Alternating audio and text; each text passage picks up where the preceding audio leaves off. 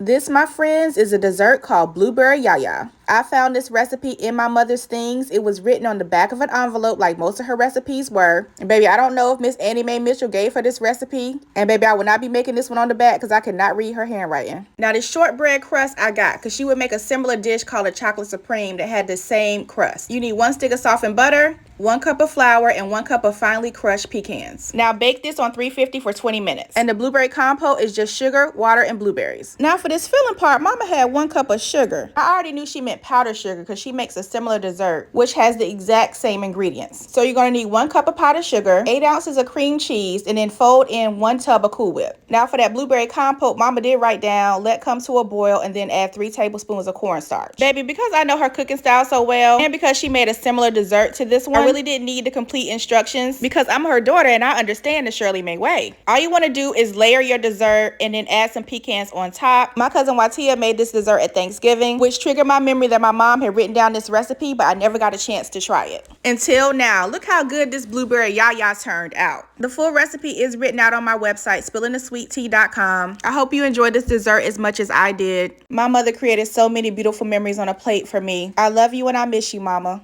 For more Southern recipes I learned from my mama, grab a copy of my cookbook, Memories on a Plate.